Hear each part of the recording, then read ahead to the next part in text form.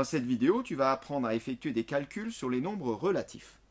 Donc voici 3 exemples. Un exemple sans priorité, on n'a donc pas de parenthèse. Et là, 2 exemples avec des parenthèses. On verra la différence. Commençons par le premier calcul. A égale à 5 plus 18 moins 14 plus 3 moins 9. Alors, j'ai volontairement lu ce calcul et je l'ai mal lu. Je vais le lire d'une autre façon pour induire la méthode.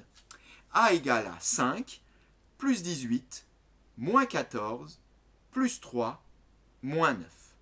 Car en réalité, ce calcul, il ne faut pas le voir comme une suite d'addition et de soustraction, mais comme une suite d'addition de nombres qui peuvent être soit positifs, soit négatifs. Quand je regarde par exemple le nombre 3, eh bien ce nombre-là est positif. Quand je regarde le nombre 14, eh bien ce nombre-là est négatif. Il s'agit de moins 14.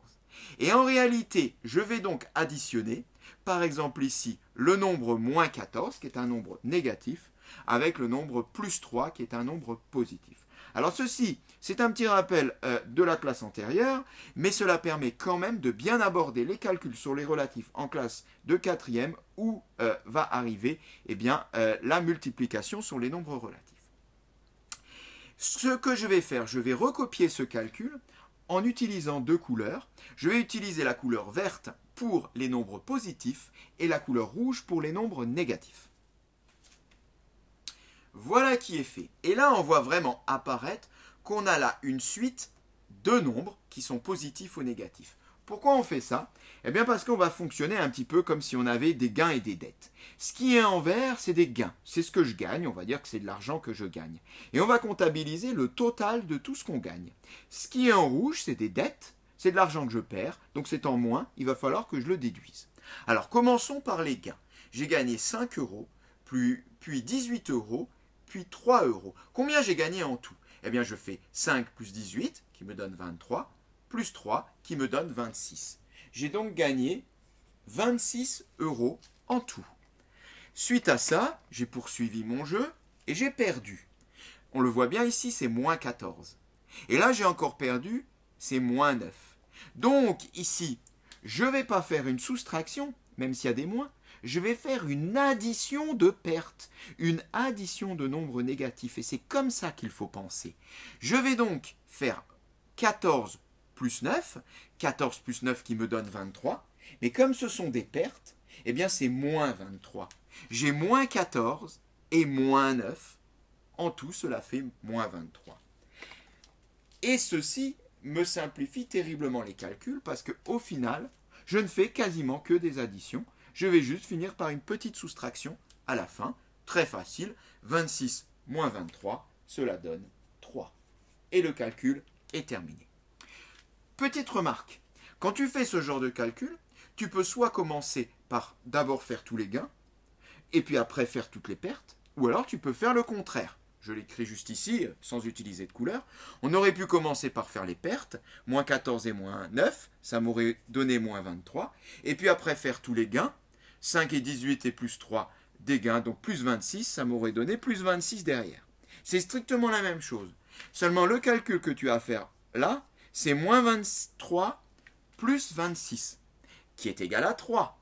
Mais le seul truc, c'est un petit peu moins parlant, moins 23 plus 26 qui fait 3, que 26 moins 23 qui fait 3. Bon, ce calcul-là, il est vraiment trivial.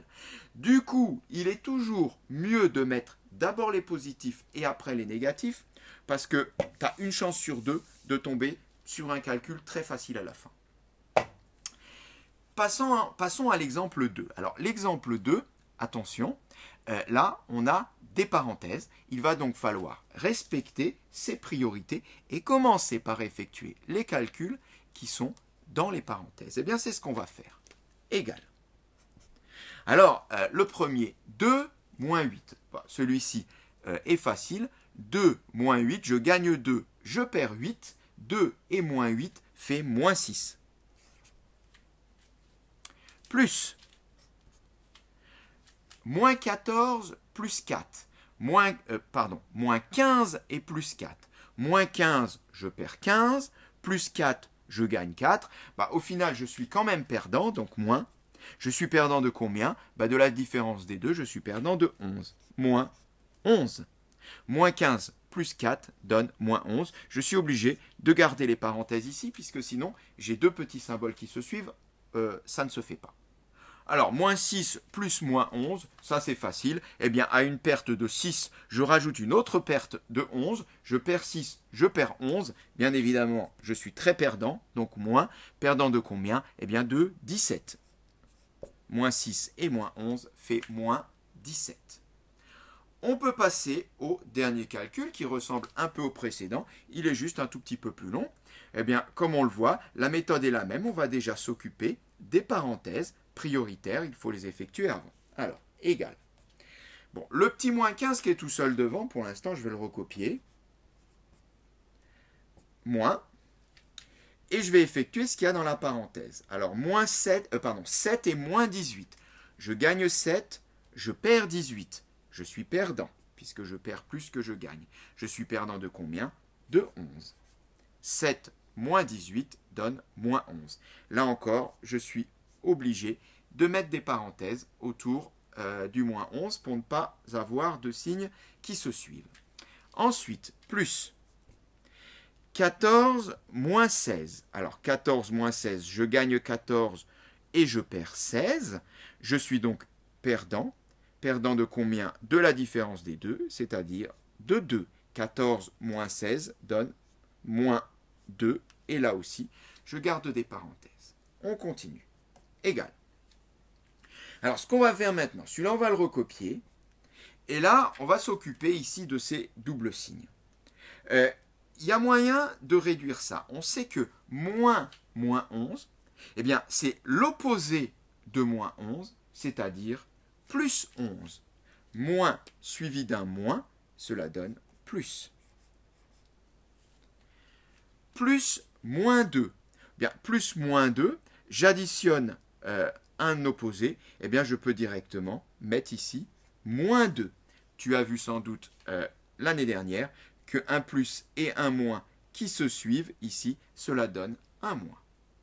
Du coup là, eh bien, il me reste un calcul du type du calcul A, moins 15 plus 11 moins 2, eh bien on va le faire comme dans le A. On va utiliser des couleurs, seulement ça va juste être plus rapide.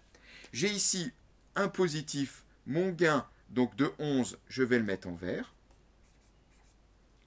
Et là, ici, j'ai des pertes, une perte de 15 et une perte de 2.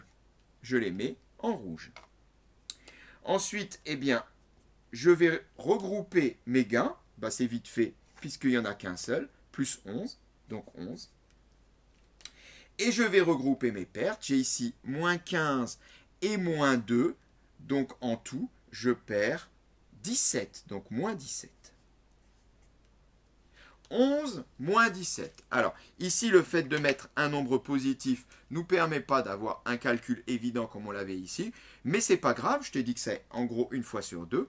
C'est pas grave, 11 moins 17, on sait le faire. Je gagne 11, mais je perds 17. Je suis donc perdant.